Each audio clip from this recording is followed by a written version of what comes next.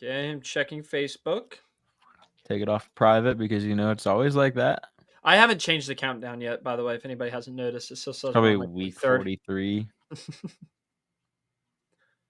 And I think we're good to go.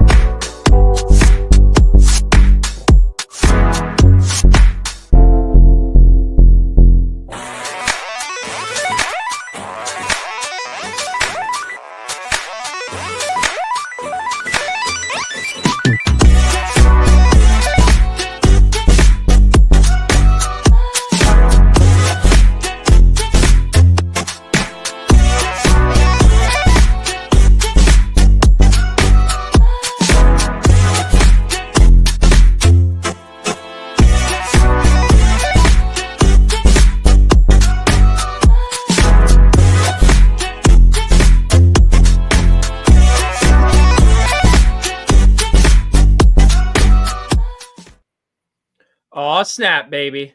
We here. Week 46, dude. Week 46. Shoot, we're closing in that 1 year mark. Is this the longest running car audio live stream, like consistently? Week for week, maybe. I feel like consecutively, I'm sure that there's some live streams that have been for longer periods of time, but I don't think anybody's been as consistent as we are. I don't know. Maybe. Jimmy, what's going on? Welcome. First in chat. I'm still trying to get this all shared out to everywhere. Yeah. I need to make that countdown like 5 minutes long. Yeah, just a little bit longer. 5 minutes is a long time, though, I feel like. Eric, what's going on? Just to keep everybody's anticipation build up here. Let me get one more out here. And we should be good to go. And bam. And bam. So would it be rude if I just start eating some delicious food in the middle of all this? Well, listen, as you were actually saying that, I was thinking about eating my food. See, look, Jeannie pointed it out. Shout out to Jeannie. Loving the Christmas background. I'm glad somebody noticed. Robert wasn't appreciative, though. Well, she's got the Christmas spirit always. But that's because she gets really good Christmas gifts. See, I don't. So I don't have the Christmas spirit. I'm rich. Dude, I feel really bad because I don't really do Christmas gifts. Like, if it's not my wife getting them, like, I'll think about it. Like, I'll want to do something nice, but I have a problem with remembering things and really following through. So, yep, that's my problem. Hey, but listen, we did change the Liberty Base logo to Christmassy theme, which I'm kind of excited about. Oh yeah, it looks good. I actually thought it looked pretty fun. Hey, Blaine, what's on your shirt? Rep what you got to. Whoa. Okay. Manufacturer lives matter. Yeah. So I'm talking about, Blaine. Dude, that's awesome. I would have never known. That's a valuable call, dude. Some people probably disagree. It's okay. I agree with you, Blaine. I'll stand for it. Anything with the word many in it really resonates with me. And I think I wonder why. I have no idea. You wouldn't understand, LD. You wouldn't understand what I got to go through, but I really appreciate that shirt. Blaine, that shirt really resonated with me. We got people sharing this stream already. I freaking love you guys. Hey, listen, we have got an awesome stream for you guys today, okay? We've got the one and only man himself, Scott Bowman, joining us here in the next 5 minutes, okay? If you guys don't know who Scott Bowman is, then you're probably for this. Oh, baby, he's getting fired up. That's serious. Scott Bowman is, in my opinion, one of the goats of car audio. Okay. Now, you might not know his name like you do Steve Mead or anybody like that, but Scott's been in the game for a long time and is actually the creator of the Cockbox. Now, if you're new to car audio and don't know what a Cockbox is, it's not what you think it is. That right there, what Robert's holding the cocks. Robert is holding the cocks. Okay. These are RCA distribution boxes that you can tether in multiple amps to one output, okay? He's the original creator of it. And I know that a lot of people see, all these quote-unquote, it's funny. They're called RCA distribution boxes, but everybody still calls them a cock box because when he came out with it, it was such a big deal that the name stuck with everybody who sells them now. Like if you sell RCA distribution boxes, I guarantee. What do you guys think? 9 times out of 10, they'll still call it a cock box. Oh yeah. Oh yeah. Yeah, so it's pretty funny in my mind that he's had such a massive impact in car audio that to this day people still call it by his name that he called it. But we're going to bring him on in 5 minutes to talk about his coming up in car audio, how he created it, and show you some of his work because Scott does more than just that. He is a fabricator at heart. He's really talented. So I'm excited to jump into that.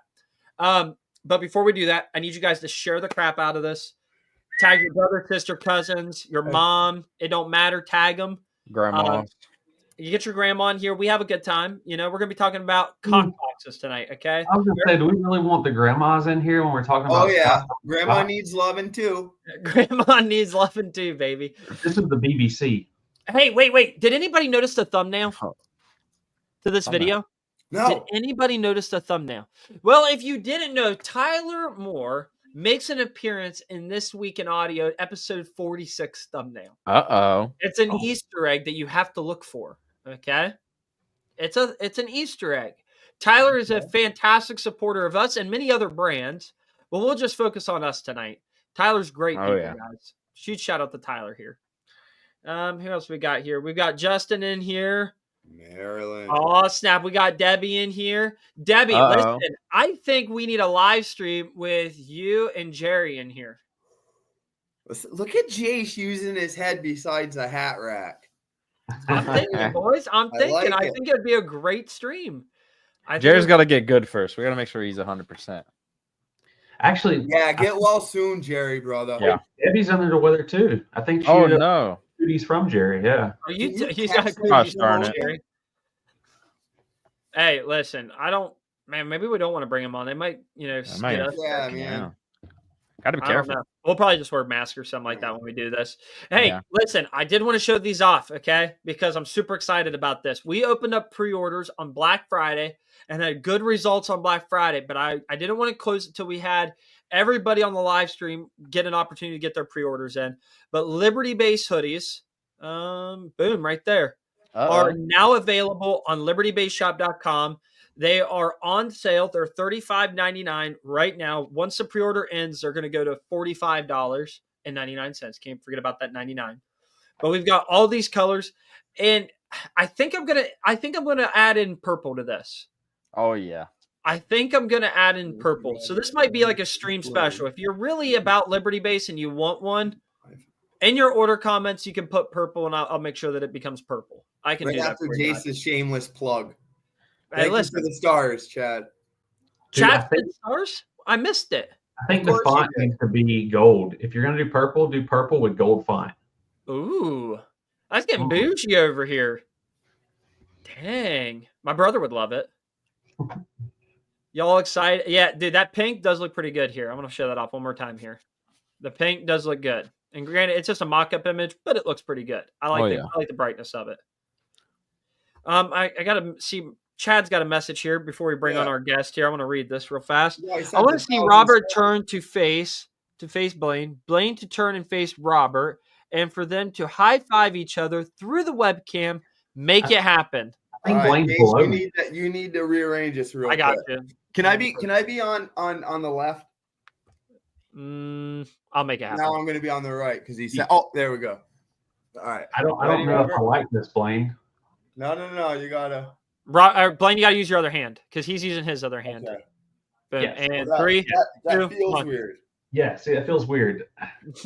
It's not the same as in real Robert did just have cock in his hand. Hey, what would have been hilarious? Chad, that's the only thing we're going to be touching on screen. That's what it is. I just had Scott Bowman's cock in my hand. It's just not the same now. Caden, poke it. Poke it? Poke. Whoa. Oh, no. You guys all right. Whoa. Hey, all right, listen, guys. Without further ado, we're going to bring on our guest, the one and only, the cock himself, Scott Bowman. Oh, yeah. What is going on, my friend? Gobble, baby. Yeah. Hey, listen, we're not in Thanksgiving no more, okay? We're in ham season now, bud. We're in ham season. Yeah, we don't mess around with that turkey, okay? Hey, you know what? We didn't ask that last week when it was Thanksgiving. Ham or turkey? We never asked that question. Ham. For I what? bet For Thanksgiving. for Thanksgiving or Christmas meals. Are we ham or Christmas turkey? ham, Thanksgiving turkey, man. Nah, Bro, ham both. that's a horrible take. Yeah. Ham all the way. Pilgrims weren't out there like hunting hams. I'm taking, That just didn't sound right, did it? I'm taking ham in game 4, honestly. Dude, ham all the way. Scott, what are you? Ham or turkey? I like ham. Turkey's kind of hard. I like turkey, but it's really hard to make juicy. Yeah. But I had a communist Thanksgiving. My wife did lobster tails, and I did steak fillets on the grill. I never knew I wanted to be a communist. Dude, for the first time, it sounds like being a commie's worth it. That's it's un-American, I guess. I don't know. Bro, we got some hams in here. Yes, ham is the move. Hey, no sword crossing. Okay, we won't get into that tonight. Maybe Jason's in the middle. This is kind of weird. Dark meat turkey only. This is hot takes. Jay's like whoa. Well, listen, I wasn't joking when we were going to talk about cock boxes tonight. All right, everyone, keep it PG, okay? We're going to keep this as PG as possible. What about Christmas goose? Goose? Question mark? That's a Christmas Story reference, guys. Don't tell me that's something you do up there, Blaine. It's a Christmas Story reference. Dude, that's a northeastern Remember, you'll United shoot your States. eye out. They went to the Chinese place and had the Christmas goose. And I've never watched it. Oh, it's probably just like the rotaries up there. Are you telling me you've never watched the Christmas Story? Dude, I've never watched it. I've seen the "I'll shoot your eye out" part and where he has his tongue on the whatever the pole was, but I've never watched it. Hey, can you put me backstage so I can yell real quick? Is he actually yelling? He's yelling. I can see his face. You should have him back. Not see the fucking Christmas Story. It's crazy. I can't fathom not seeing a Christmas Story. Blaine's crashing out about Christmas Story. It's epic. Listen, we bring Scott on to interview him, and it turns into a holiday special episode here. All right, I'll be quiet while you guys talk cock. No, hold on. I'm gonna bring this one up here, okay? Dang it, Blake. The banter is pretty good. We have a special guest. He took the time out of his schedule. He took the time out of this day to answer these important questions here that I'm about to that I need to address here. I hope it's thinking it is. Well, no. Well, I'm going to get to this one, but before I got one more holiday question. What is the best Christmas movie? What is the greatest one? Scott, we'll start with you. What is the best Christmas movie? Groundhog Day? I don't know. Is that a Christmas movie? Shit, I think that's about as... It did snow. Maybe the Peanuts Gang? Hell, I don't know. Okay. I don't watch Christmas movies anymore. I'm with him. Fair enough. Rob, what about you? We got a lot of help. I like that one with Arnold and what was it, Jingle All the Way? Is that what it's called? Where he's trying to get the doll? All the Way, yep. Yeah, that's a good one. Die Hard, Elf. I got a lot of elves. Oh, God. What do you got? Bad Santa. Bad Santa. Yeah, Billy Bob Thornton, Bad Santa. Oh, my God. The first one. Yeah. Gosh. I haven't seen that one either. I got to be honest. I haven't shit right. That is great. Blaine, what about you? What is the greatest Christmas movie of all time? Christmas Vacation. I'm going to follow you up with Christmas Vacation as well. The greatest Christmas movie of all time. That's also really good. Bro, the one-liners in it, the blessing, the ship. Uncle Eddie. Yes, dude. Nothing gets better than Christmas Vacation. I'm sorry. Yeah. Well, I've got one Christmas Vacation. No, I got two of them. What is Turbo Man? Oh, that's the doll that Arnold was trying to get for his kid for Christmas. I know that one. Yes, that was a good one as a kid. The Gremlins? Gremlins that's old school. Let's be real though. Who said Let's that? be real. The best thing on Christmas is waking up to the Christmas parade. That's where it's at. Yeah, Opening presents. No. That is no. Now I'm You don't wake up and you see the Christmas parade going and you open presents? I literally never once thought to myself, I want to watch the Christmas parade. Hey, Caden's at the age right now where he would have been willing to say Snoopy's Christmas Day, special or something like that. Oh my God. I'm trying to think of they used to make us watch it back in school. Oh, it's something Express about a train and people and Thomas the Train? No, I'll find it. That's about his level. Nobody has anything about the one with Tom Hanks. The Polar Express. That's what it is. Polar Express. The Polar Express. Dude, I don't like that one. No, but I watched it like 8 times during, school. Oh, my daughter's on this kick right now where she is all about the Polar Express, and I can't get behind it. I just don't find it to be. I think it's annoying when they sing the hot chocolate song. Okay, no, I'm out here. Hold on, wait a minute. Guys, this is going to be a good one. If my wife's watching, this is about to cause a war. She might actually come in here on me on this one, okay? Okay. So think this through. Scott, this is a great interview, okay? We're learning so much about Scott here. It's okay. So my wife comes to me one day, and she goes, Jace, first off, Caden, pull me up a picture of the Polar Express. Let's get a picture of the train here. It's going to make more sense. So Mallory comes to me and she goes, Jace, there's this train up in Cleveland, Ohio. Okay. Everybody knows where Cleveland is. Everybody knows what Cleveland looks like. Get an idea. She goes, they have a train ride up there called the Polar Express. Mm-hmm. She goes, they do hot chocolate, the whole I've done that twice. Oh, well, okay. Well, let me just tell you how I feel about it. All right. So she tells me how much it is. I don't want to say it's probably like $80 or $90 or something like that.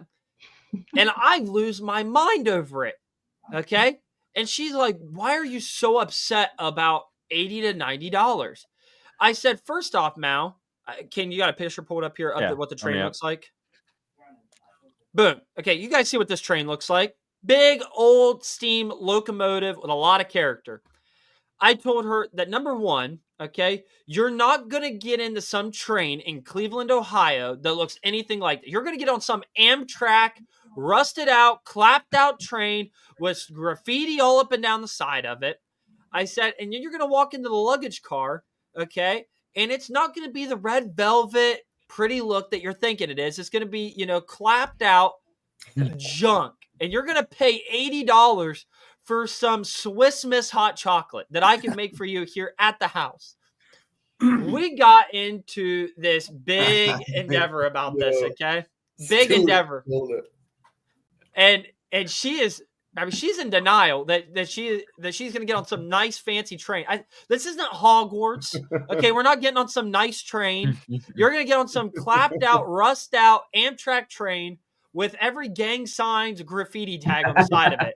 Okay. It's no different than when you go to Disney. Okay. You want to go get a picture with Disney and Minnie Mouse. And it's all great for the kids until you see Minnie Mouse or Mickey Mouse take off their hat and they go smoke a cigarette on the side of a building. Okay. That's authentic. Yeah. You know what? I'm not for it. I think it's a scam. Okay. I did it twice in St. Louis. The same thing you're describing. And there's photos of me and my kids and my wife on the Polar Express. And I just realized why you and I are friends, because everything that you just said resonates with me so much, because both times we went, I bitched the entire time about the money, the ride, the hot, like all of it. I just wasn't a fan. I looked pissed off the entire train ride. We got to find that picture. Yeah, how come your wife says you thought it was magical? No, my kids had a great time. No, that's definitely what she said. Dude, listen, all I'm telling you is I feel like this picture has got Robert and his kids, and they're all smiling. I see Jeannie there. She's got the biggest smile on her face. She got what she wants. But in the top right-hand corner is just like some gigantic you see Robert just like this, just like there is a photo of me on some ride at Disney with my kids like 2 years ago, and I was like this right here, and I just looked pissed off the whole time. Keeps looking at Jeannie like, can we leave? Can we leave? Can we go yet? I am curious to get back on track a little bit. What was it, Scott, that drove you to come up with these? Holy transition. That was a great transition. That was. Way to I had no idea what drove you to do this. And I don't think it was necessarily the money. I think it was something else that drove you to do this. No, I just did it because I had 12 Rockford amplifiers in my Nissan Sentra. And after about the third or fourth amp using pass-throughs, I had no signal. So we also at Soundtronics were a car stereo. We did home audio, and we were an electronics store. And Mike, the owner, said, if you ever need anything, go out front and get it.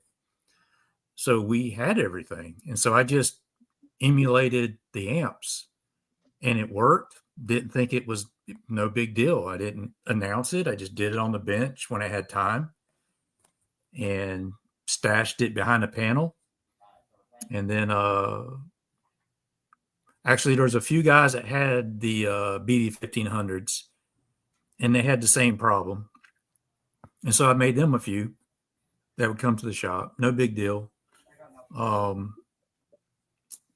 a sponsorship. Had 2 sponsorships, one through Rockford Fosgate, and then in 2004 I had one through Memphis Car Audio because we picked it up. And so I had 8 Mojo amps. I had 2 Nissan Sentras. One was a hatchback, one was a 2-door. And I just made myself one before I even did anything. I got an old picture of, actually it's from 2004 or 5, and it's double sticky or Velcro to one of my batteries. I had 8 16-volt batteries in the trunk. I had 8 Mojo. They were the Flame series on threaded rod. Literally, I had to take the badges off the top of the amp so it just barely fit. It had threaded rod stacked with brake line as my spacers. And you're describing the struggle right now. It sounds like you're describing how you when you got into car audio, you had to walk uphill a mile both ways. Oh yeah, back in my day. Well, he's talking about the heavy AGM. I washed dishes at a place called what was it called? Fisherman's Galley. It's called something else now in Cary Beach, where Fort Fisher, all that stuff is down here. I worked there no, that was Big Daddy's. That was after that. So I worked there just long enough. I've been there before. Buy me a tape deck. Yeah, it's in the heart of Cary Beach. I went to Radio Shack and bought a tape deck. Now, I didn't know shit back then. So the guy tried to bullshit me and said, you're going to blow your speakers if you don't buy this amplifier. And I was like, well, I ain't got the money for that. I mean, shit, I think the tape deck back then was $200+. My friend Danny hooked it up out in the parking lot. And then my brother gave me some Jensen. It's what was before CDs, boys. Oh, God, yeah. No, I'm just letting these two know. And jam that. And that was 1983. Wow. Before that, my mom bought me a boombox. And so I would literally hitchhike, and skateboard with this 25+ pound boombox. It took 10 D batteries. And I used to blast it. And I used to get people get pissed because it was actually pretty damn loud. But I guess they didn't like loud music back then either. But that is the most old school thing I've heard on this live stream in 46 weeks. And we've had some old cats on here. That is about as old school as it gets. That's pretty cool. When I was on the school bus before I got my license, my mom had bought me that boombox. And I remember asking the bus driver, can I bring it on the bus? And she says, as long as it's loud. And I said, it's loud. It's loud. I sat in the very back. So I was just like, blasting Def Leppard, Circle Jerks, or Dead Kennedys, some punk rock and some Black Sabbath and stuff way back in the day. So then we would have boombox battles at the beach. That's insane. Yeah. You know what? Times have really changed. Times have changed. It sounds more entertaining. So here's a question that we always like to ask our guests. And again, guys, hey, don't forget, if you guys are watching this right now, hit that share button, tag your buddies and stuff. We hit 50 viewers. We're going to give away some Liberty-based merch. All you guys got to do to enter is like this and share it, okay? This is a phenomenal. And Blaine's giving away stickers, it looks like, too, so it's a win-win. But the more people in here, the more entertaining our conversations gets because the crowd interacts, and we love that. And if you guys have questions, please feel free to ask.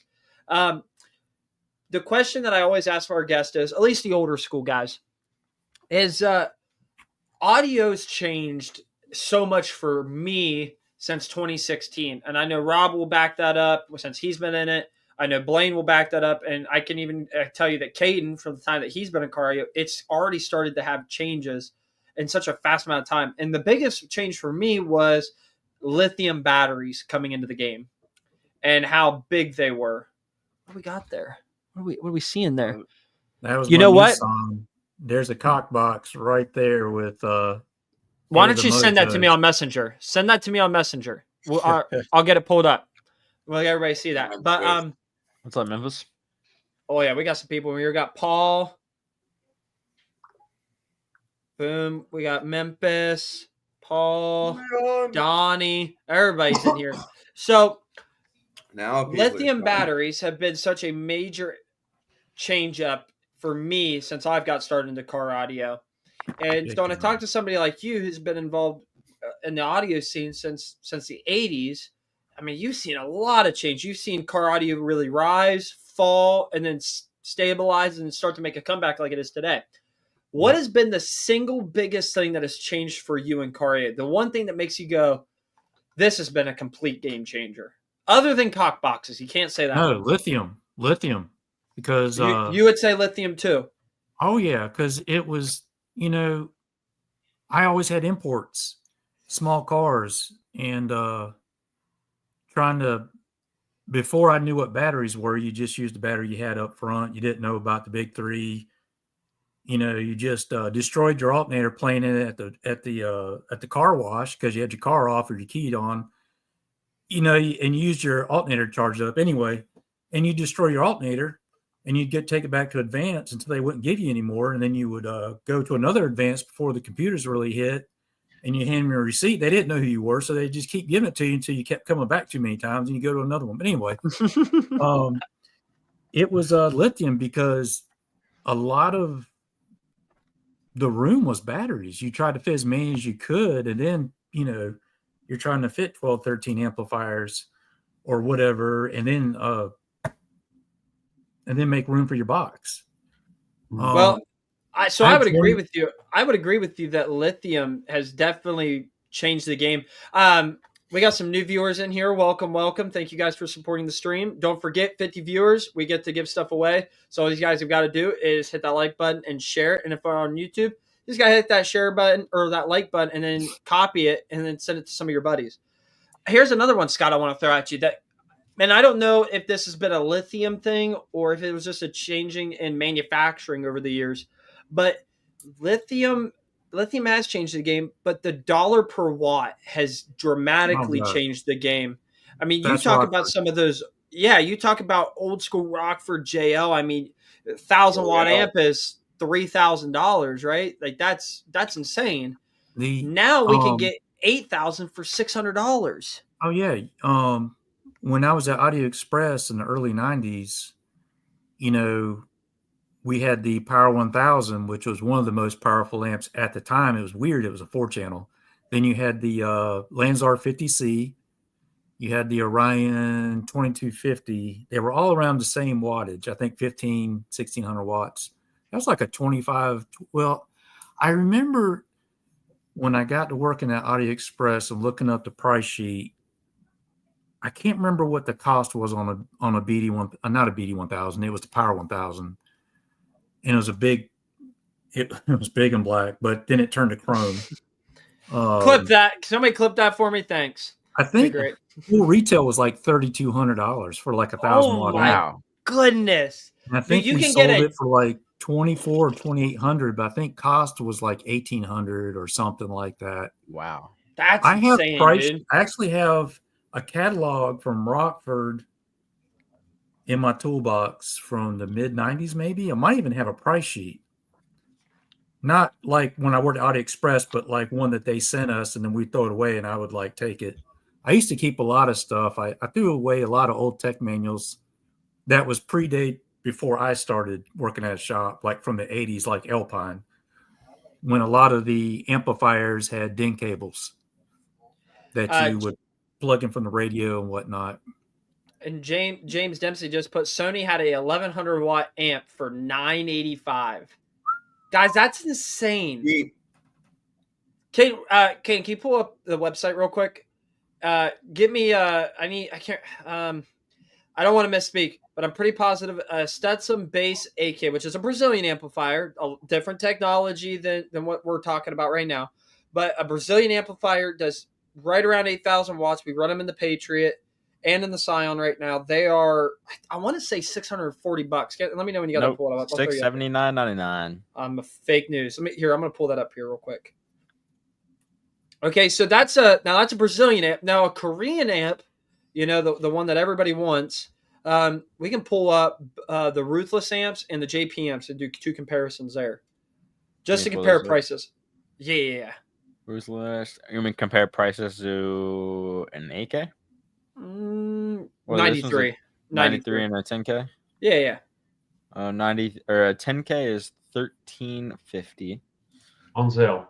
It is on sale right now, I might add. Till the end to the new year. That's a good price. Very good price. And then for a JP 93, a second. There's so many JPMs. Hold on. I tried to make it nice and simple on the website for you. The JP 93 is $1,800. Yeah. Now, the cool thing about the 10K from Ruthless and the 93 from Down for Sound is they put out way more than their rated power, which is amazing. You know what I mean? So it's like, I don't know, man. I feel like between lithium and dollar per watt, I feel like those have been the two biggest game changers in car audio. At least that's my thought process. So, look at this. Go ahead. Actually, I have a question for Scott. You've been in car audio, as you're saying, for a really long time, and you've been in it at this level for a really long time. Of all the people that you see at these shows and that you've kept up with over the years, are there some like key people that you can think of that have been in the game as long as you at this level that you see at shows pretty often? That I see at shows. Gosh, when I was going to shows. Like people that came into the game with you back when you were younger, are they still around doing it? I'd probably say Jeff Wright. I mean, I knew Jeff Wright when he was tinting windows for our across street, one of our competitors, Coast Car Stereo.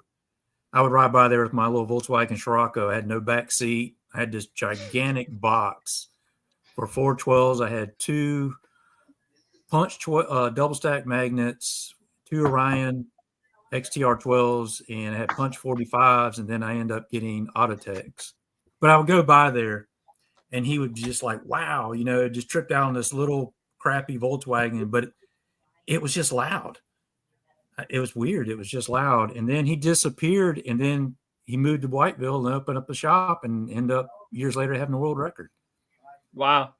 So now building off of that, people that are still around today that you started out with, who do you think has single-handedly impacted car audio the most in our industry?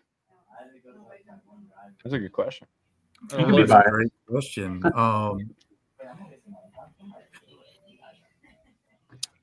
I think Mead's been out there. Jacob Fuller, because the way he designed stuff and would get ridiculed, but it worked, and then get made fun of for some of the surrounds. And everybody would and there were some great memes. Now look at all these subs that have these big mega roll surrounds. Everybody's got to have them, but they made fun of them at first. That's crazy. I personally don't care for them in my build because my build was built at a totally different, over 10 years ago. It was like 2010 or 11. That build is still in there. It was like a burp, more of a burp, and then music was a bonus. Price, he's really photogenic, really good in front of a camera. Oh yeah. Yep. And so was Steve too. I mean, you talked about some of the goods. Yeah. Steve is too, and Steve was also an installer. Oh yeah, that is true. That I guess that is kind of. I always think of him as being an online influencer, but I kind of forget the fact that he is a true installer. Like that is what he excels at. I kind of forget. I don't know. I used just to have watch him people come up to me and go, "That's Steve Mead. You know that guy? He's the loudest guy in the world." I'm like, "Huh?" I'm like, we actually just watched a video last week, Scott, of and I didn't know this video existed, which I think is funny, but of him knocking out a lady's glass eye while he was giving her a demo, and it That's was awesome. a funny. Oh, it was awesome, dude! It was amazing. Dude, he is what really got me super interested in this level of car audio. The Steve Mead videos on YouTube back when YouTube first took off. Like, you know, a name we're forgetting to bring up, and he might not. I'd say he's up there. I just feel like you can't leave him out now. He is such a positive impact in the audio industry for a lot of the new guys coming in, and that would be EXO. Yeah, I'd even throw EXO. I'd even throw EXO in you're there. so right. I'm thinking of old people like me. Right, well, you so know, right, because EXO is fantastic editing and breaking things down. You know, and showing people how to do stuff, almost like a reality show. Oh, but yeah. It's on YouTube, you know. Well, and you know, I think the people that we just brought up right there, you made a good point. I'm thinking of old people like me. In reality, these guys that we just mentioned, Steve, Jonathan, EXO, those guys right there, they're kind of in this new wave of car audio, you know? And from like 2010 and on. Now I know Steve and them were involved well before then, and EXO was doing stuff before then as well. But they came onto the scene, and I feel like car audio had a big push on the social media end after 2010 because of those guys, because they had such a instrumental part on the social media side of things. I find it to be really interesting, and I do think we have a consensus of those guys that really pushed out there. There's some people we're obviously forgetting to mention, but there's a lot of them. There's a lot. There's been a lot of big. Also names. Edward Lester. Oh yeah, Lester. Ed. Yeah. Ed. I remember Ed back in the car audio mags. If any of you guys ever watched Arthur Turgeon, he used to do these little. They used to have him in the magazines. He'd act like there was a thing called a guy named Spaz that was in Meatballs, this movie from like the early 80s, where he had like tape on his rim of his glasses right here, like he was a geek and stuff like that. Ed just came out with those. He has his own subwoofer now, the Bass Blaster. Yeah, they look like the old. Oh God, it looks just like the old Flame series of. Oh God, I can't remember the name. Audio. We used to call them Audio Barn back in the day. I had a great interview with Ed what was that? Probably week 12 of this or something like that.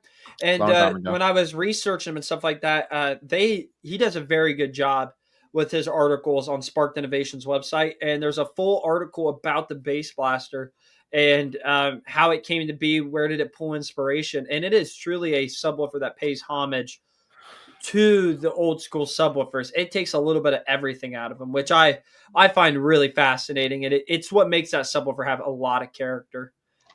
A lot of comments over here are saying Alma Gates. Alma Gates is there. Alma Gates, exactly. I got to meet her in 2003 at SBN Spring Break Nationals. And, you know, I was I wish I could find the pictures because, you know, you had to get them developed back then. And I got them put on a disc, but I think all that's been gone. But anyway, when I walked up to that lady, she was so cool. Unlike a lot of the guys I would see in magazines that I would go up to, they didn't want to talk to you. It was almost like they looked nice in pictures, but a lot of them didn't want to talk to you. But she was the one that was so cool and talked. I actually met her twice, also in Atlanta at Nopi Nationals, Atlanta Motor Speedway. Super nice. Actually, I have pictures, dude, from her world famous van where she broke the world record back in the mid 90s. I have pictures that look like I got a close up when she had all the PPI stuff. We were, me and a friend of mine, Ronnie at Audio Express, we drove down to Greenville, South Carolina, and where they had world finals. and it looked like her box was made out of steel because it looks like on the corners you see where it's welded. And, you're trying to lean in because you didn't want to touch anything because people would be pissed. But we're trying to look in at everything, and it was pretty awesome. Sorry, just went on a tangent. But I have pictures. I have to post them or share them to you sometime. Take pictures of a picture. So I want to go ahead. Sorry.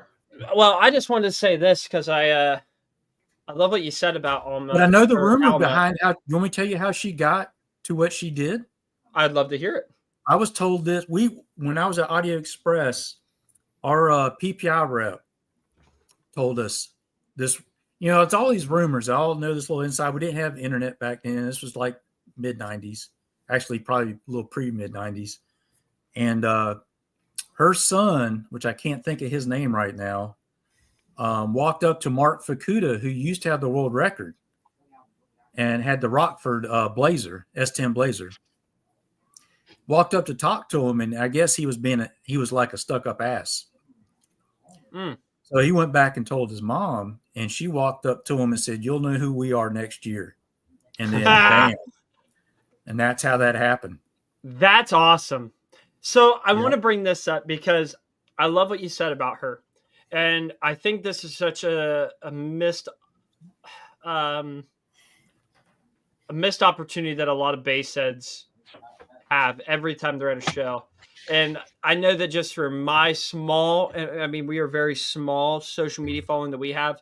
When we pull up to an event and we set up our booth and we get our builds out there and you get a crowd of people, there's a lot of times where some of these bigger name guys, and maybe it's not by, on purpose or anything like that, but they kind of get too wrapped up in what they got going on right there in the moment, right? And I know it's a lot to take in. You're giving demos, you got people talking to you and stuff, but I value for us, at the Liberty Bass booth, having that relationship with whoever we talk to. If I'm talking to you, you have my time.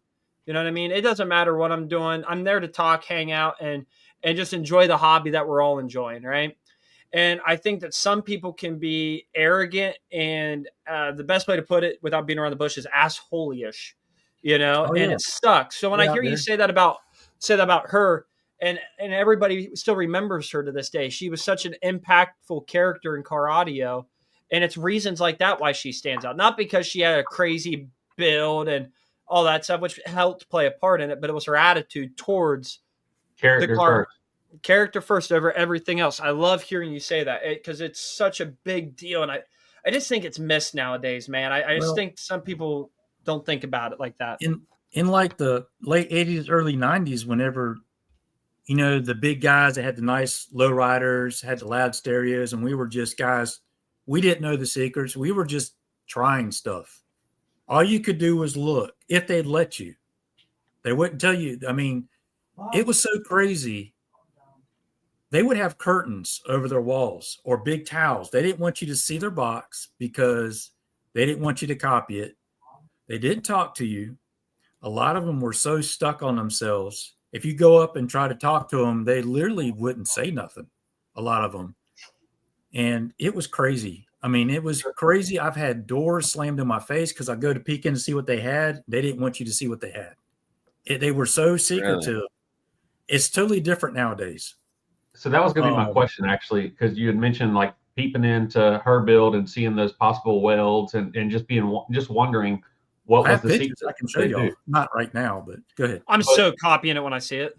But I've heard that from so many other people that have been in car audio at this level for a long time, and it's just that the culture is a lot different when it comes to people being willing to help now and people being able to offer advice versus keeping everything hush hush and close hold. Yeah, when Facebook really took off and people started posting pictures, I remember being kind of blown away because people were showing like as they're building little secrets that they do. And I was like, man, this never happened when I was coming up. You built something, you couldn't afford a meter because they were literally a couple, $2,000-$3,000 plus, and that was an AC meter and a B&K. And nobody but like one shop in town might have one, which was Coastal. and that was an AC meter. Nobody in my town had a B&K, which a B&K was a very stiff meter back in the day. But you just built something and you did the ear meter. Hey, man, this song, you didn't think about test tones. You just had DJ Magic Mike, bass 305, and you played what you thought felt loud, and you ran through. And wherever they placed the mic, it was very. We were all learning. It was fun. Not always, but it was fun. It was fun, even though when I was at Audio Express and all the other shops in town were like enemies in a way, because that was like we were the Rockford guys. You had Coastal, they had Stroker, they had Sherman Vega. You had the other guys that had JL, blah blah blah blah blah. But when it came time to go to a show, we'd all get together and go as one from our town, and we'd all stay in the same motel. That's cool. Whatever. So I kind of want to bring this up because we talk about gatekeeping, and I don't personally see gatekeeping anymore because of Facebook, like you said. But I do want to say this, and I'm going to bring Jonathan Price up into this one. And anybody could call me a nut hugger or whatever for whatever reason that they want. But he did change this part of the game for me, anyways. Starting a business in car audio can be kind of tricky at times because trying to find connections, resources to get certain products can be a challenge when you're a young guy getting started, i.e. me. I was only 16 when I started watching Jonathan, and now I'm 25 and we have this company, right? But what I really appreciate Jonathan doing was kind of got rid of this narrative that you can't share about your successes with your business. He's been very transparent through this entire journey about how he built his business, how he got started. And it was funny when I talked to him and I met him in person, and I said, hey, thank you for sharing that information. I know you get a lot of crap for it and everybody hates on you for it, and everybody has their own opinions. That's fine. But to me, I really appreciated it because it inspired me to try to do the same thing, right? I'm young and dumb. Let's make a YouTube channel, right? Let's go film. Here's how we do this. Oh, hey, why don't we just start selling it? You know what I mean? I hate the idea of gatekeeping. I know that in some business aspects, you got to be private about things, and I get that, but there's so much that you could help with somebody that's newer, and it doesn't matter what hobby you're in, you know what I mean? Or business or whatever. You can always give good advice to help these younger guys get into the hobby and accelerate. That way the hobby thrives. You know what I mean? Without the younger generation getting involved, you're never going to have a hobby in 30 years. It's not going to happen. Right. There's going to be nobody else there to carry on the legacy. So for me, I really appreciate when somebody is more transparent about things and willing to share information and not gatekeep, like Scott was just saying. I think that's awesome. Yeah. Even in the beginning of JP, he used to post a lot when Facebook was becoming a thing, that he posts stuff so much throughout the day, people would give him shit. And a lot of people unfriended him. But it's funny because when he became somebody, those people were his friends on Facebook again, which was weird. But anyway, but the fact is that he stuck with it. I'm not nug hugging. I'm just giving him credit. It's like he just blew that shit off, and just like that didn't stop him. He had a goal and he did it, and he's still doing it. Oh my goodness! I don't possess that. I have a lot of knowledge in 12-volt fabrication and stuff. A lot of stuff I don't remember because I don't do it anymore. I haven't done it in years, I just don't have that. I'm just a guy that just give me something to work on. I guess that's me. I'm in the back. I'm just not really like an out in front, like say EXO. EXO's very good. Yeah. Very, photogenic out. And, for me, I feel like I sound dumb on a video, and just, I don't know. It's just, people have that presence and want to be out in it. And I'm, I wish I had it. I just don't. Well, and that's going to lead me to one of the questions I want to ask you here in a minute, okay? Because it's a kind of a more hot topic button for us anyways, who are in car audio. And we'll take my clothes off for you guys. Oh, it's going to be spicy. But I do want to get to one comment here because they've asked some good questions tonight. But so here's a question from where is it popping up? Oh, there it is. I have a from story about the Term Lab, the first time I was on Term Lab, but go ahead. Go back. Go ahead. Sorry. Okay. So the question was, well, we'll get to the question here. Who thinks that newer meters today are better than the ones from back in the day? Direct wire meters seemed to read slower. Lower. Lower. Let's say lower. Sorry, my bad. I'm slow. Well, I mean, Sorry. let's ask Scott. I mean, he competed in both. Well, I think he was around before the meter. What's that? Yeah. Yeah. But I don't know. When Term Lab came on, that was 2003. I was at NSPL World Finals. And this white guy, this redhead white guy, come up to me and started speaking broken English. And I was kind of like, huh? What? And that ended up being, God, he was from Brazil. He used to be the world's loudest, Helen Dante. And he says, hey, this is the new Term Lab. This will be after this season. This is what we're going to be using from now on. I was doing in my Nissan with 1212s, doing like a 60.3, I think, 61 maybe. When he took me and I backed my truck up in this big ass place, I went from doing a 60 maybe and a half to 61 down to like a 55, 56. And I remember going, this sucks. I don't like this. It like really like knocked you down, like really like, And I felt like that came out and now everybody had to get louder because it read the pressure difference because the old AC meter, you could trick it and you could cheat on it. And the people running it could cheat on it for their guys. I used to overload it on my blue car. They'd have to weigh it down to get it to read. Yeah. So definitely a change in meter technology and all that stuff. For sure. Oh, yeah. And when Wayne Harris, I had one of the original Term Labs. And when Wayne was bringing out the, what was it called? The Magnum. I called him up and was talking to him. So he had a trade-in program. And he wanted mine because he wanted to get all those old ones off so he could crush them and get rid of them. He said the Russians have actually figured out a way to hack into them so they didn't need the disc.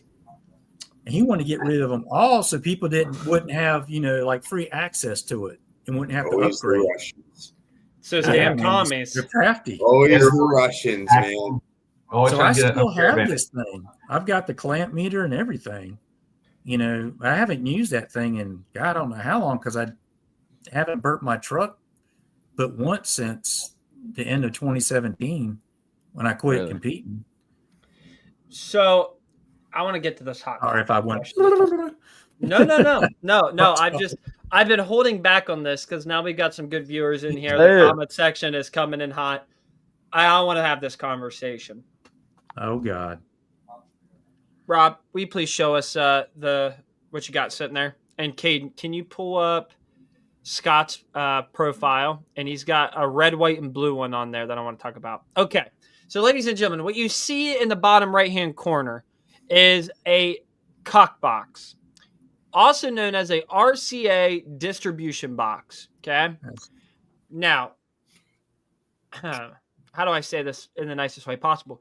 You'll see a lot of those boxes out in the public now made by everybody and their brother has got a 3D printer.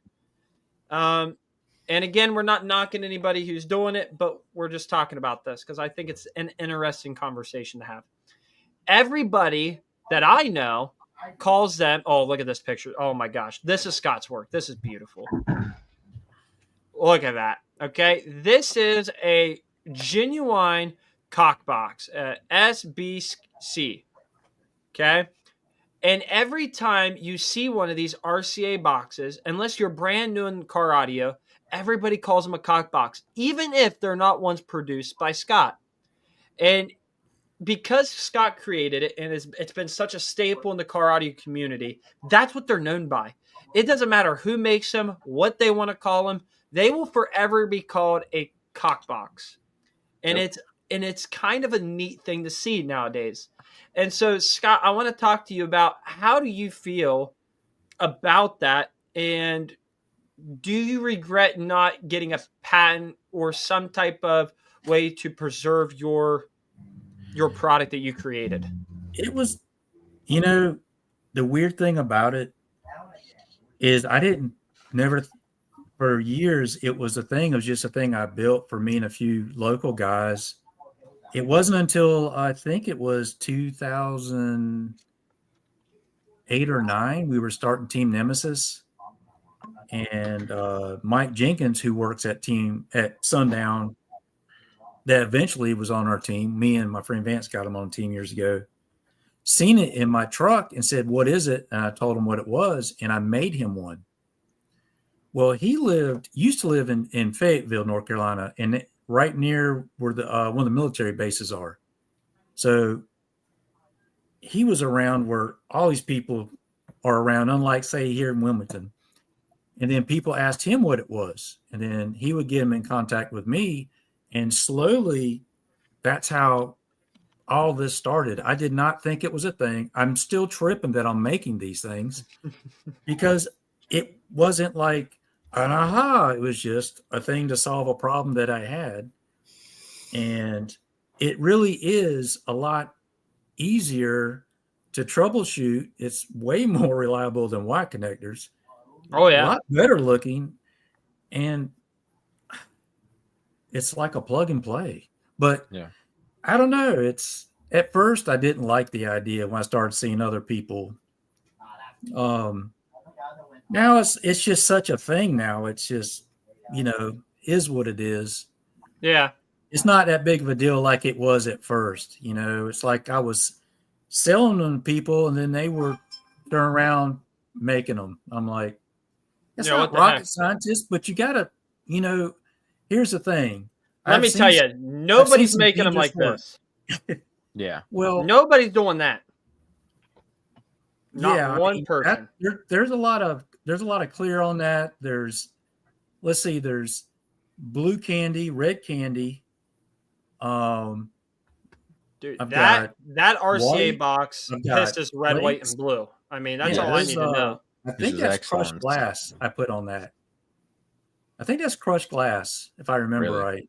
Oh my God. Yeah. You put a personal touch on them when it's those types right there. Like like that one there is more of an upgraded version, and then you have the more standard version that's like this. Yeah, I wanted to do something that wasn't the plastic box, and so I started powder coating them. And I had these older metal boxes I was getting, and I actually hate them things. But at time, like I said, I'm just trying to do something different. I'm not trying to change the world. So I was powder coating them. And then I started getting to where I was painting them. And then now I got like those cases you see now, there's way more robust. I love those cases compared to the old aluminum ones I had. I really don't like those. Some of those hoods. They were like tin cans. Those you could actually probably drive your car or truck over. They're pretty robust. But I do paint them like a car, let me tell you what. 85 to 95% of the ones out there on the market today couldn't get ran over by a truck. I assure you of that. Well, look at this one. Pull this one up. Half of them should get ran over by a truck. Ooh-wee. That's the one in my truck. Damn. That runs 3 salt 12Ks. Look at that beauty. That's that is beautiful work. That's gold. That's flake with small flake, not bass boat. My God, I don't want to have to deal with that. That's a lot of work. That's small flake with gold candy, and that's actually like a red candy in the honeycomb, but because it's the yellow and all that, turned it darker. That's beautiful. Beautiful. Did that, but I do a lot of paint. I've been painting stuff for Sundown. I'm trying to get this stuff done. I got to get it done.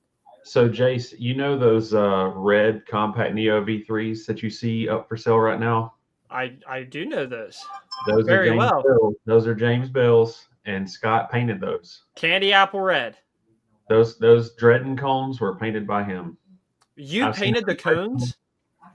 Yeah, dust caps. Wow. Oh my goodness. Can you find? I think it's on. Did Sundown post them? John Raby's personal page. He has a post up. I can send you I got pics of. Yeah, I yeah. got plenty of pics of Let's have me the man painting. himself send it to Yeah, us. let him That's send even it. better. I've done John Earl's FIs. Mhm. I did chameleon, like a 4-way chameleon. I did That purplish blue chameleon color. I did 12 24-inch ones for stereo integrity, but I did them a hot rod matte for a guy that owned a string of movie theaters because he didn't want anything shiny. Hey, Scott, when was the last time you painted a car? I've never painted a car. Time out. Wait a minute. You've never painted a car. I painted my hood. I painted probably 4 hoods. I painted bumpers, grills. If I can get it onto a rack or a bench, I can paint it. I want to paint my truck, but I just don't have. It's like guys that do it for a living would probably go, "Oh man, I can sand that down," blah blah blah, and I will go about it totally wrong because I'm so used to wood, plastic, and fiberglass, which is very easy for me. But when it comes to metal and you got rubber trim, you can't screw up. Listen, I've got But a if it shit was box prepped for and you. ready, You're more than I could welcome to spray paint. I have a lot of paint guns, a lot That's of really awesome. nice guns that I don't even need to, shouldn't even buy. Put John like- Earl's comment back up on the screen. One of his comments, any one of them. Boom, right here. Boom. So that picture right there, that's John Earl. That's his columns that Scott was talking about that he painted. Yeah, It's like Okay. a chameleon. Young Jamie is on it. He's moving in on it. We're going to pull these things up. I saw him take that look to the left, and that means he's hard at work. Well, I just painted my hood last month, There you go. and then I just end up doing the grill and the bumper. Somebody I painted it years ago, and somebody backed into it. Oh, my gosh. Oh, my gosh, Scott. That is beautiful. That's, oh, my gosh. That's a 4-way chameleon, but chameleon really works on sharp curves or I would say big sections. So it's really hard to kind of see it in ways. I see it. Oh yeah, we can all see it. Oh, we see it. Don't you worry. We see it. Because a lot of these paints I have, if I see something, I'll get it. Because a lot of stuff in town, they don't have stuff like this. If I see something, I'll order it. You mean to tell me I can't go to Walmart and get this? Yeah. Not a Walmart paint. Son of a... Damn it. So what you also see in that same photo that you just had up was some of his other work too, which is a very unique brace. See there, yeah. Oh yeah, that's something else Scott does. A lot of actually is braces. If you guys need braces as well. And those that you see right there actually have LEDs inside the braces. Sheesh. Fancy. That's a Yeah, first. here we go. Dude, No one's done that. yeah, we got to send this. I'm waiting on a copy of that one. Okay, you guys got to see these carbon cones that he did. I mean, these are beautiful.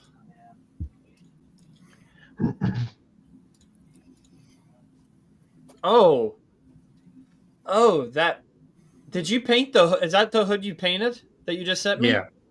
Yeah. Oh, that's good up to next. Oh. Wait, hold on. Don't throw me up yet. So the RCA boxes get the exact kind of paint. Actually, that blue is Elena Jobs. When I did her door panels and her build years ago, that's some of that color.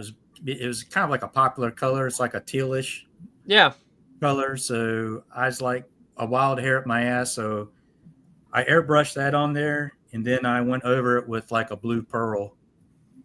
So it just wouldn't be plain white. Okay, did you get those pictures I sent you? Yeah, I'm trying to get them like zoomed in though.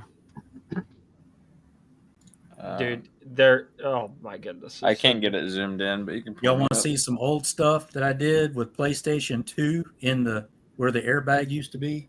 Yep, I want to see it. Yeah, I want to see it all. I want to see it all. This is probably from 2003, 2004, maybe 2005. Pull that video up if it's This might be from 2005. I feel like we're witnessing car audio history before our eyes. We got Dude, the historian here. I don't know about anybody else, but I'm like thinking how many shekels I need to gather up to take my vehicle down there and have them finish it Yeah. up for me. You can see the blue pearl in there. Oh my gosh. Yeah, I've never painted a vehicle, he says, and then he goes. Yeah, I and was about to say the same thing. I think you could be a vehicle All right. painter. Hey Scott, listen, I'm a poor boy, okay, but the Patriot really needs that patriotic loving. You wanna cook something up for the whole body? Man, if I had a place big enough, Yeah, you can put it outside and paint it. I think If it'd you look perfect. don't tell me to take my time. That's like a death sentence with me. That's it will biodegrade in the yard. It will okay, well, work fast so you don't work in the rain, but you can work on it outside. Oh, I got a message from another individual. Oh, a Mr. Josh Kingsmore is sending me pictures. Uh-oh. Yes, and I'm going to forward those over to young Jamie over here. And it's of Scott's work, but a build that he has not sent me yet. And this looks sharp. Oh. Yeah, What's check that? this out. Oh yeah, here we Man. go. Look at this. Boom. Oh yeah. Oh DNA. yeah. If you didn't know, salt amps don't come in those colors. There's actually a plate that I built out of plexiglass and I airbrushed a logo, and I actually thread tap that amplifier so you can use stainless Allen heads. You see those two little dots in the middle? Yes. Those are I think 8/32 Allen heads I tapped in there. No So it was kind kidding. of like Really? never done it before, and I tapped the damn amp without going through and hitting the board. Whew. That sounds Boss is sketchy. in here. Here, I'm gonna, Okay. There's one of those cock boxes right there too. Yep. Dude, he's And always got his cock out in every build, dude. Every picture, man, he won't put it up. Dude, at some point you're gonna catch a charge, dude. At some point, you're gonna get me too'd. I mean, it's gonna happen. I'm pretty sure this build, the Kia NATO, also has one of his braces inside of it with the LEDs in it. it does. Sheesh. Sponsored by Scott Bowman. Okay, Scott, question. How long did it take you to do one of those amps? I can do one in about a day or so. I can do one I've done so many of them now on just the salts. I've done I actually did, let's see, those are 4. You did some blue ones. I did blue and red 11, ones. I did 11 more salts that I took to Ruckus. So but those Josh are all Kingsmore- candy apples. Josh Kingsmore is about to send you pictures of the subs that are in the Kia because Scott also did the cones. Are these the 5 subs that are Oh, waiting? yeah. Oh, Yeah. dude, I know these ones. Oh my Yep. goodness. Yeah, These listen, are one-off subs. this was a horrible idea to bring Scott on because now I need to go change my pants after this one because I'm just my goodness. I just can't get enough. Those are white with the Escalade Diamond Pearl on them. Dude, look at this picture here. Oh my goodness.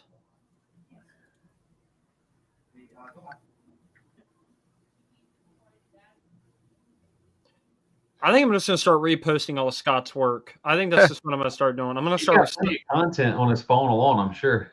Oh, dude, I'm just going to I got it sent over. Josh, young Jamie's got it here. Boom. Boom. Sheesh. Mm. Recons would be expensive, but So little backstory on those subs. Not only is the cone one of a kind, but those subs are also the only subs like that in the world. Those are the first, I want to say, 4.12s ever created, but they're not your standard style 4.12 that you're used to seeing with the just perfect symmetrical circle. I want to say they're slightly different. I wish there was a photo of the way they look on the back, but the magnets are actually staggered all around. really, Yeah. I hate to see the recon price, honestly. Yeah, I'm pretty stupid when it comes to demoing. I like to have a good time. I think I'd tone her down a bit if I had something that looked that good. Jamesville's not worried about it. Yeah, Yeah, I would not want to have to someone recone them. I've already had to redo one of the chameleons. Oh, that had to really? get reconed. Yeah. Dude, you know what? I think it's my new bucket list. I want Scott to do something with my interior. Dude, just imagine that those front subs you have that are facing forward, if they had some custom cones painted by them. Yeah, they're the ones that go first. Let's get cheaper. I was Here. about to How about say, we do the dash, or we do something cool on the floor? Scott, I think we should do that. I think that'd be pretty cool, actually. That'd be fun. Ooh. I need James money. See, Scott didn't know it, but he was coming here for a job interview. Yeah, little did you know, Liberty Base is going to send you, all this documentation we need to sign. We'll start you out hourly. You get paid good, 401k, the whole 9 yards. I promise you, it's not worth it. And it's 6 months minimum. You can't leave. You got to be locked in for 6 months. So, Yep. Yep. Check out some of the other stuff I sent you. Oh, I got you. Actually, I got pictures on here I didn't realize I had. Well, content. I'll be reposting all of them. No need to worry.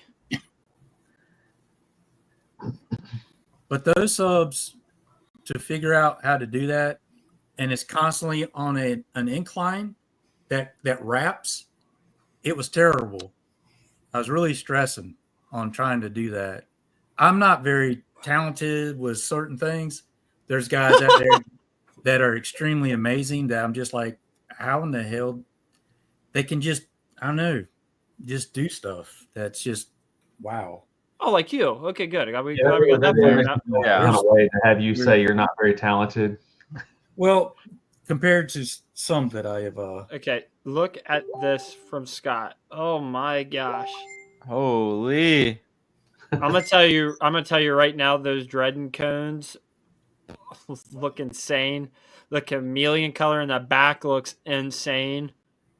Oh my gosh. Those Dredden cones were horrible to work with. They the mold wasn't done really well, so they had a lot of pits. And so what happens is when you spray, it goes down and it fills up. You have so many little there were so many imperfections on those cones, it was crazy. But I worked on them and they turned out I feel really good. You did good. You did good. I can't tell. Amprac. Yeah, before I reinstall amplifiers in the Patriot, there needs to be some love. Shiny. Lots of love. Hey, Scott, whenever you paint the Patriot or do work on it, I just want you, when you wake up in the morning, I want you to feel like Ricky Bobby. Like, I want you to wake up, piss excellence. If you're not first, you're last mentality, and just red, white, and blue the shit out of it. Because this is insane. This is insane, man. And the thing, when you do cones like this, if you screw up, it's not like you can hit it. Like, you got to be very careful with stuff like this because any mistake is shown. So it's like, and there's no rule, there's no way. I just had to figure out ways to do it myself because there's nothing out there. Can't count on anybody else but yourself. James is that guy that has tested me on stuff that I've never thought to even try to do. He's like, hey man, I want you to paint amp. Hey, I want you to paint some subs. I'm like, huh? Oh, what? I'm like, You're not the first person I've heard say that about James, because Josh Kingsmore said the exact same but I'm thing. so glad he's done it because it's made me better and I'm not more confident. I've had so many things over the years that I've been thrown on. Like, you got all day to do it. The owner saying, you got all day to do it. It's like, Mike, I've never even seen this car before. I've never seen this Ferrari before. It's F430 or whatever it was. Putting, I used to do a lot of K40 front and rear, laser diffuser, radar detectors. And you got to figure out how to take the front bumper off. So you cut that front bumper to flush mount it, and it's got to look good. Or you're doing a twin turbo Porsche or whatever. And then you got to take parts of the dash out, and all these things are data bus or back then they were fiber optic on the Mercedes and stuff, but just doing stuff, you're just, you got all day to do it, buddy. That's what you say, buddy. You got all day to do it, buddy. You got all day to do it, bud. And then pull you off of the damn thing. I got a slam for you. It's a decking forward. And you're like, but I got this. And then the customer calls and going, how's my car coming? Like, well, they pulled me off your car to work on something else. because you get tired of getting bitched at by a customer, so you just like fuck it. But anyway, That's what Blaine does. Blaine says that stuff to me all the time. Blaine's just like, Blaine's like, stop making me do all this stuff. Stop making me network and stuff. Piss off. Like, I'm doing it. You know what I mean? Yeah. You gotta watch Blaine sometimes. So Scott, you're running Nightshade version 6s right now, right? Yes. What has been your favorite piece of audio equipment that you've used over the years? That's a good question. Gosh, I know my two favorite CD players I can go for right there, which would be the Rockford. I had two Rockford decks in my blue card. I can't remember the model numbers. They were probably the cleanest CD player I've ever had, along with the Eclipse 7200 Mark 8 or 7200, whatever it was. We skipped over that earlier when we were talking about like the largest creations in car audio that made the most impact. We said lithium, and we said watts per dollar. But one thing I think we looked past is USB drives versus here's CD. the deal. When you say dollar per watt, that was a Rockford thing. I actually have an old magazine, not an old magazine, an old poster we had hanging up from changing from the old Rockford to the waffle style. Anyway, we would tell people Punch 45 was $250 or $249. It was $1 a watt because it was rated at 22.5 watts, but it really did like 250 watts. And that was our selling thing. And but you're right. Also alternators, because once I figured out I needed an alternator 93, 94, instead of going to advance, whatever in my Nissan. And you didn't have the online, you didn't have John, you didn't have Mike Singer, you didn't have Aragi or Jonathan. I can't think of his name right off the top of my head. You didn't have options. We were a dealer for Stinger, and it was a big case Chevy, an old I can't remember what it's called, not a C-130. It's a big case, and you had to make it fit. And so a friend of mine's dad made a crude bracket. He took some drawings down, went to his job one day, came back, and it was very crude, but it worked. And this is on an 87 Nissan Sentra, this big monster looking, and it was only like 100. I think back then it was like only a 200 amp alternator max. And it was a gigantic, and that's crazy alternator technology, and also the transpose back then that came with that was this little silver box. You had to take off these little Phillips, and you pray that you didn't drop anything because you had to bust the cover off, and this tiny little potentiometer you had to turn up.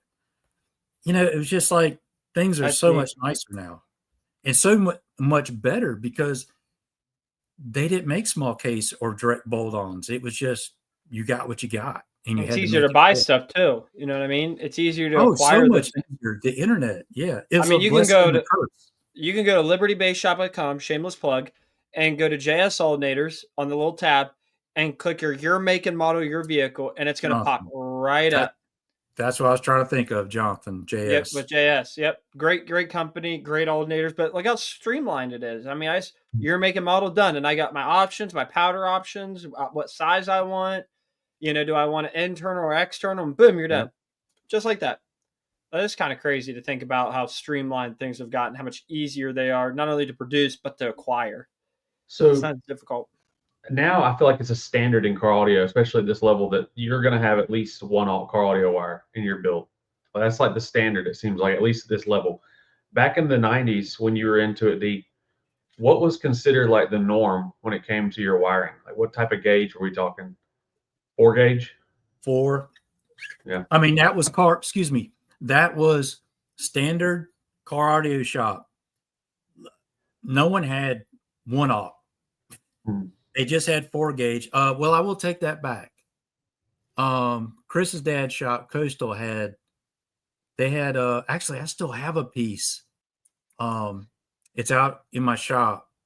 It's esoteric. was it esoteric? Anyway, it's a piece probably about a foot and a half long. And nobody did aluminum back then. When they were starting out making car audio wire and speaker wire, it was all copper back then. And I still have a piece of my toolbox, and I stripped it back, I don't know how many years ago, and it still hasn't corroded. Really? It's not maybe super shiny, but it's not dark either. Wow, And that's actually pretty impressive. Was it either a monster cable or it was esoteric? There's another name for it. I think it was esoteric. But yeah, it was basically 4-gauge. And we didn't know about running.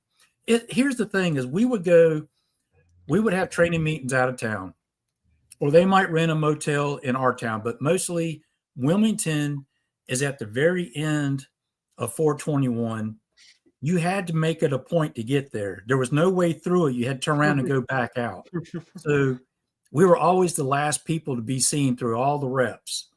So we would have to drive to other shops, and you see a bunch of guys, other shops, and we would have Alpine, and they would say, well, you need to do your grounds like this, or you need to run your RCAs like this. And then you go to a Rockford thing and they go something totally different. You go to PPI when it was really PPI, and they would tell you something. Everybody had their own opinions, and some were right and some were wrong.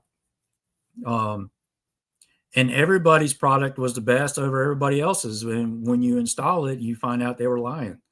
Rockford had, which was great amplifiers. They were at the time, they were still made in America. They came out with Topaz circuitry. They were going after Alpine because Alpine back then didn't have engine noise. I mean, basically you could run your power wire and your RCAs and speaker wire right beside each other, and you never really ever had engine noise. So Rockford came out with this Topaz circuitry. They boast about it. Same shit, engine noise. You had to be very careful about it. But I will say something that Rockford did innovate. Well, one, they were the first car audio amplifier that made the very first mono amplifier. Two, I didn't know that. Yeah. Two, also, they were the first ones to do surface mount circuitry. And I still maybe back in my toolbox somewhere, because I had several of them, and I just transferred junk. I have old stuff. I have drunk drawers of old blank cards where we used to make our own crossovers. Now I will say that's cool.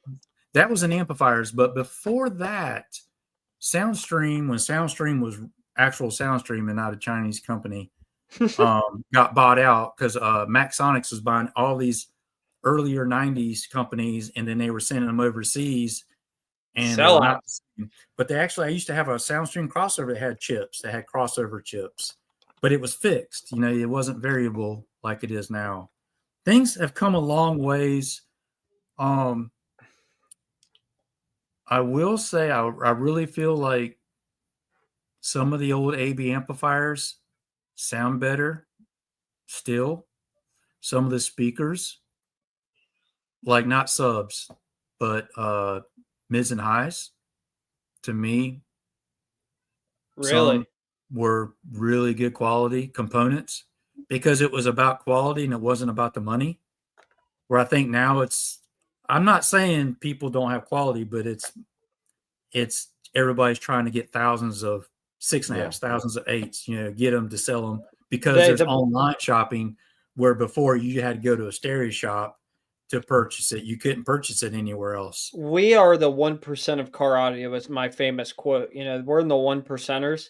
And I assure you that people would rather buy the $29.99 pair of Down for Sound CFX speakers on Liberty Base's website versus any other speaker we carry. It don't matter what it is. That's the cheapest speaker, and people will go towards it. And I understand why. I mean, it got to do with the economy and everything else. But for the 1%ers, we do try to go for the higher quality product. But I want to ask you this question, and I want to get everybody's opinion of this on the stream.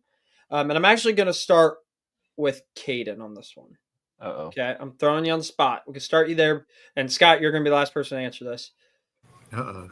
Caden, who do you think? Because Scott just talked about some pretty heavy hitter companies back in the day that changed car audio. that innovated and made it better. Who do you think right now is leading the charge in the car audio industry to improve it and make it better? And is this like company wise, or is it just Yeah, definitely company wise. Yes. I mean, that's a tough one. You got to break that down like per company. Are we talking amps? Are we talking subs? Are we talking batteries? Overall, who's doing the most to contribute to car audio to make it louder and better? Really threw me on the spot here. I am. Could this be over the last couple of years or over? Years? Yeah, last couple of years. Yeah, could be today. Could be 5-7 years ago. Definitely over 2010. Man, how did I got to start?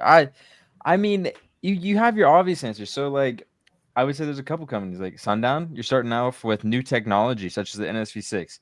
It's got cooling aspects we've never seen before. It's like a Neo sub that's Neo's known to heat soak. Well, now it's being cooled. Now it's becoming more efficient. You got obviously your lithium batteries. You got XS, limitless lithium. Like you have all these companies trying to promote bigger cell lithiums that are more efficient. Like you said, alternators. I mean, every company seems like they're trying, but I would say your main two like subwoofers and batteries would be Sundown and probably like limitless or XS. Solid answers. Now I don't know if I'm going to bet $500. I know where this man's going to go with this one, but I think he's going to speak from his heart. So Blaine. Oh yeah. I already know, dog. But no pointing behind you. Don't make it obvious. What company is in changing the game of car audio to get us louder and more efficient every day? Who do you got? Yeah, you see the smile. You know what he's gonna say. It starts with an S. Yeah. It starts with an S. Listen. Has a K in it. Listen. We all just pray Jacob still eats healthy and continues his health regimen so he can wake up every morning and just keep thinking and designing things, because he is paving the road. He is the engineer of the audio industry right now. Everybody is comparing to that guy's brain. Everything he's produced, everybody tries to compare to him. He's Tony Stark of the audio industry. Listen, there you go, and I don't care. You can't argue it. You can't, you have these new sub developers who are still seeking help from him because it's just something you can't take away from him. He's producing, he's paving the road, and in 10 years, it's just going to be crazy. It's going to be things that we've never even thought of, Bluetooth subs, imagine not having speaker wires and stuff like that. All that stuff will be coming. And just designing and gosh, wouldn't that be nice? Oh man, can you imagine? Yeah, imagine it disconnects mid demo. Imagine Scott Bowman's cock block as also a Bluetooth sender for speakers. It also receives the signal and also sends the signal to the speakers. The cock box is strong with this one. I feel it. Definitely a strong signal. Robert, what do you got? Mine's gonna be a long-winded one. Uh-oh. So Blaine just made some good points about Jacob Fuller, and I'm a big fan of Jacob Fuller, but I want to take it back a little bit further in 2010. When other companies are coming to you and asking you to design their woofers for their line, their brand, that speaks volumes. And we've seen it now with Jacob Fuller for the GP Audio Undertaker sub, the Spartan Innovation sub, right? But there's one person that's been doing that for years, and that's Scott Atwell at Car Audio. Because you don't know it, but Scott Atwell, he was at RE. He was one of the guys that was designing and building the RE subs. So like the Triple X sub, the Sex sub, the MT sub from RE. And then he went on to start up Phi. And if you recall those videos we were talking about earlier of Steve Mead, he was running Phi BTLs back then in those videos. That's true. And Scott went on to design for his other company, Ascendant Audio. He designed for SSA Audio. Who else? Crossfire. He built their subs for a while. He was a build house for a lot of these companies that wanted their own line of subs. And I hate to see it, but I feel like a lot of companies now are doing what Scott just said with who was the company you said that went to China and kind of simmered away from the 90s? Oh, there's so many of them. Soundstream. All of them. Almost all of them. BPI.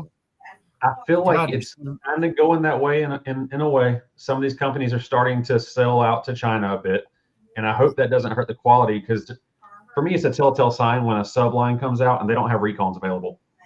And the reason is, we got these subs that you can buy, but when you blow it, you might as well just buy another sub, because recons are going to be so difficult, and there's so many of them. There's a lot of them. Appreciate people like Scott and Jacob that much more for putting the time and effort into something that's actually unique. Some real thought went into it. Well, and then you got somebody looking at the catalog like, ooh, which one of these would be closest to that Sundown sub? Which one's closest? Yes, that's because that's what they do now. And so here, I will say this. Say that again, Robert.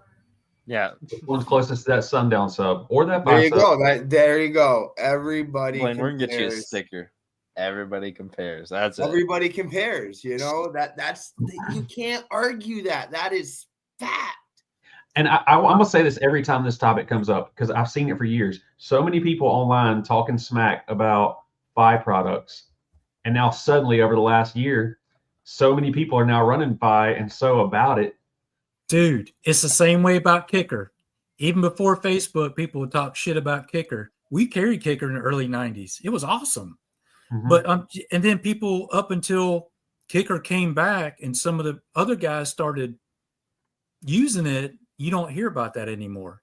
And then now you got Clippo, and you had the Bronco. Drew Jones. It's kind of funny because I'm like, who do you guys? I remember putting some big amps on some of the L7s back in the day.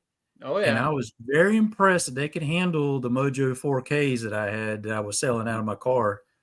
And they were slamming and they weren't blowing up. So I'm like, who are these people talking? Just because it went to Walmart, so did Lightning Audio. That was Rockford. We weren't happy about that shit. You know, we knew Rockford was going downhill when they went to Best Buy, and then Lightning Audio, which went to Walmart. But totally, so now the story that I had heard years ago, and I don't know if this is true or not, but and I think it kind of all adds up. A lot of these companies were U.S. based. A lot of the manufacturing was done here. A lot of them sold out to China. And when you go to China, there's some cheaper labor over there. So you can get things for cheaper. Hence why we have dollar per watt now, where everybody thinks, I could get an 8K for $700 or a 10K for 11, blah, blah. But that's because it comes from overseas and we're able to get it for that cheaper price. But I think a lot of those companies sold out because they saw the writing on the wall and the company wanted to survive. And I think that's why Car Audio fell off. It tanked really hard because there was that big switch and the quality did drop. But it is interesting that Kicker was able to stay alive for all these years. And I mean, Rockford's still around and JL's still around. And Rockford, Alpine's still around, which I've heard rumors that Alpine is still one of the highest selling subwoofers in the industry still to this day. But I find it interesting that, and Rockford's found its own little niche now in like the bike scene and marine scene. And same with JL. They've kind of found their little niche there. But Kicker has still been a powerhouse in the game because they made that decision. Now, it tarnished their name with the 1% people. But guys, like, and my dad, if I would have started in Car Audio and told my dad that I'm going to build this mega Kicker system, and he didn't know all the politics about them going to Walmart and everything else, he would have probably told me to go with Kicker over Sundown just because of that memory, you know what I mean? Of that thought of they were the powerhouses back in the day. And I've never heard of this new company. You know, it is really fascinating how a legacy brand like Kicker can survive so long. It's very fascinating. Well, what is that? 50 back plus in the years? later 80s, a friend of mine had a Volkswagen Beetle, Baja, Beetle. And he had a Stillwater Kicker box. It had passive radiators. And I think it was like 2.8s and had 1 10-inch passive radiator in the back.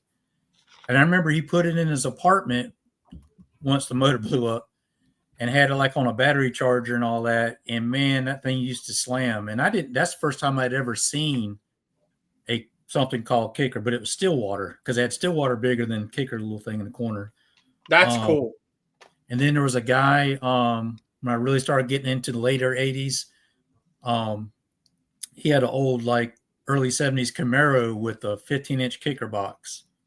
And I remember that thing used to slam, but people used to, like, say the name for the RCA box, the cock box. We used to call things back then a kicker box because that was kind of like the name it was called because they were building prefabs. They were nice, Wow, really nice prefabs, and they were doing stuff before JL, like stuff that fit for certain vehicles. Like where JL was actually fiberglass in them. Robert's right about Scott about working for RE because back in the day I had 2 REMT 15s and then I ended up getting 2 REMT 12s, which were the loudest burp subs at the time when RE was at its peak. And when Jacob came along and I got his first generation Nightshade 1s 18s, Really? why I did a burp box in this Blazer out back that didn't never make it out of the driveway. It looked, honestly, it looked just like an REMT. It reminded me of an REMT. It had no venting on the bottom of the plate or anything. It looked so much like an REMT. I think he built it. Maybe, I don't know. I don't want to say anything, but like that. But that's what that got inspiration. Yeah, there's nothing wrong with putting inspiration. Other guys, Incriminator Audio. I met them in 2003. God, where did I meet them at? It was at NSPL Finals. They had these little, like, makeshift brochures that were like on colored paper that were like printed out, like different colors. I used to have one still somewhere, but I'd like for you to have a garage sale. Yeah, I think I'm attending that one. I got rid of so much stuff. I really threw away a lot of here's the thing. You will get rid of stuff to get the new stuff. And that's how it's been through 30 whatever years. I had a mint Rockford Power 300. I wish to God that was one of the amps along with the Orion 250 with the old bridging module that had a DIN cable you plugged into it. They had wires hanging out because they didn't have terminals. They just had wire coming out.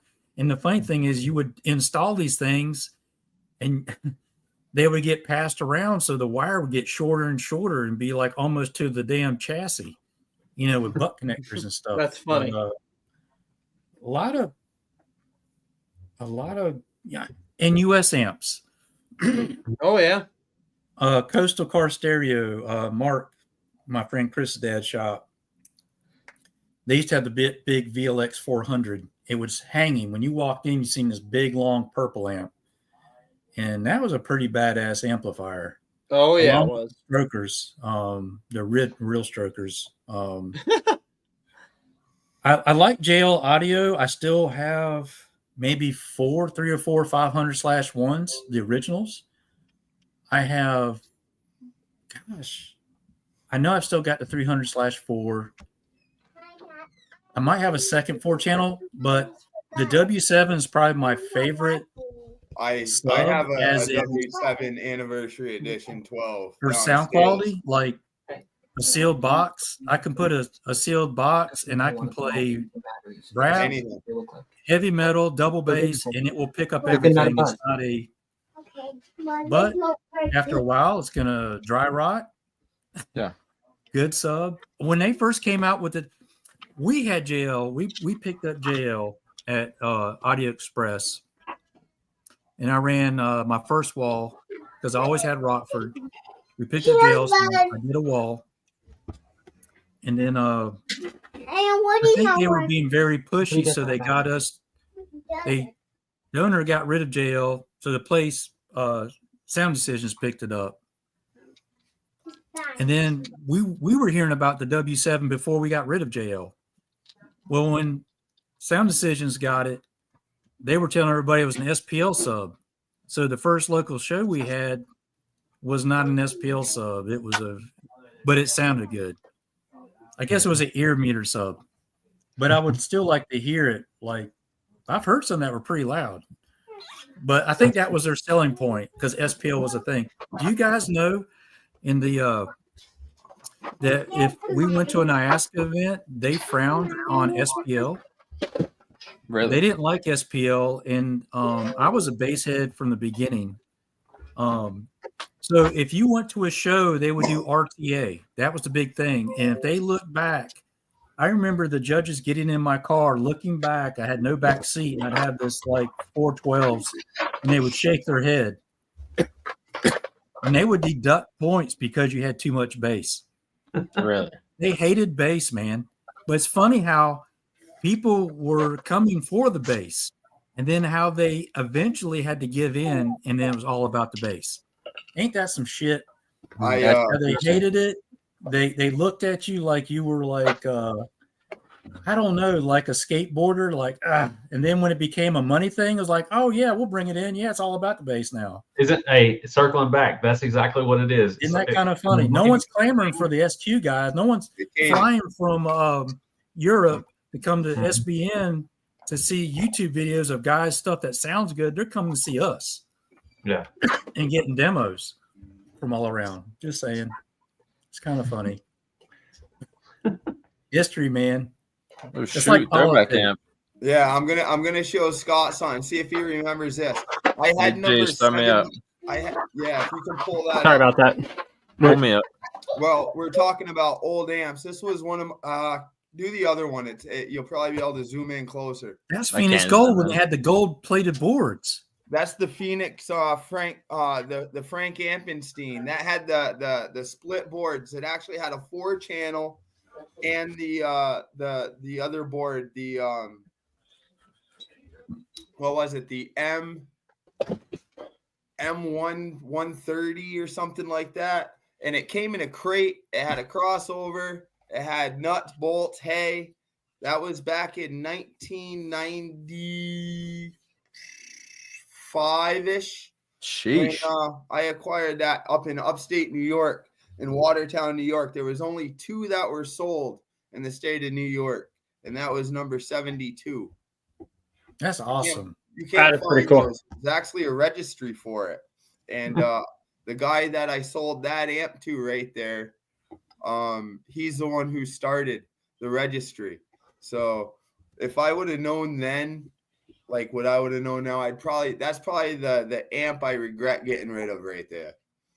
They made some beautiful amps. They were the only ones that I remembered that had gold-plated boards. And That's they had baller. some of them had the there was ones called like the ZX 350, ZX 500 or something like that, and they had windows in them. Yes. And you could see the gold. And those are some. I was always impressed because my friend John owned Pro Audio, which that was years ago. It was from the 90s, and then he ended up. But he was the Phoenix Gold guy, and they had the X-Max subs, I believe. But he would do these builds. He would have like 1 or 2 of those amps. And a lot of us were running multiple amps, and they were almost just as loud as we were. Yeah. He would do these subs called Macaulay's. They looked like organ speakers, but they were loud as F. PG right there. I love it. Now, I will tell you, the first time I seen a windshield go crazy was he's on here, but he's not a bass head anymore.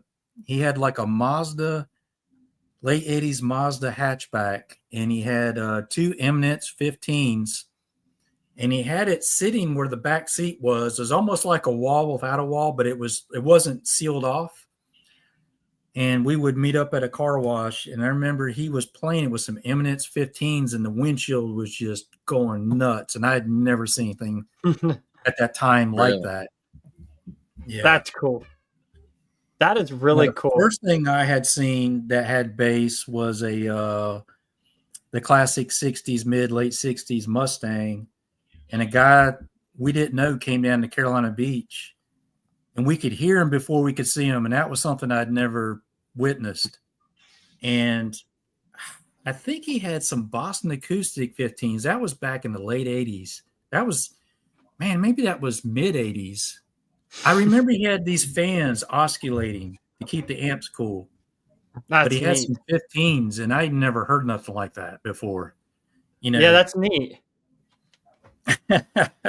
You know what? I hope that one day we're gonna be able to go back in people's memories, because I would love to go back into the mid '90s car audio scene, just to experience the culture, experience the quality of product, I just overall see what got us started. You know what I mean? Because we are so spoiled right now. I mean, my build has 100,000 watts in it. Okay, if I was to go back into the '90s and do that same thing, number one, I couldn't. It's impossible. And number two, I'd have had $100,000 in amplifiers. Dude, imagine if you could time travel and easy. take your build back to the 90s. Bro, I would be the coolest kid in the block.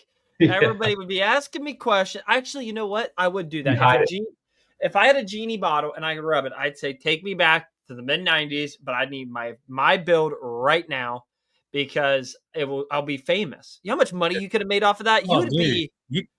You would have been getting paid big time by every companies company. Would want you. Yeah, they would want to know what you knew and what you had.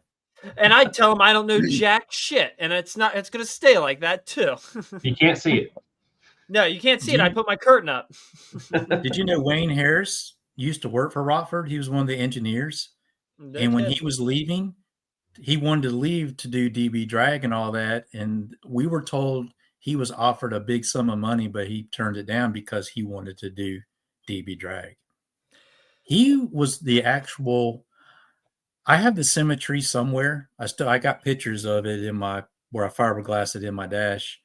I think he's the one that designed that. I might be wrong, but I think he's the one that, if you guys even heard about it, it was like you had upgrades. It came standard with 1 band, then it had the 14 band, then it had the 24 band. And it wasn't like a chip. It was a complete circuit board. You'd stack them. But for weird reasons, it didn't have sub outs. It was a SQ kind of thing, but I had it. Wow. You know, it had a brain. Then you had like this DIN cable. Well, not DIN, like a phone jack cable. And you could, you had like a thing, and it had all these programs and stuff. But but he left. Cool, he was, and I think, didn't Steve Meade work for Rockford as well?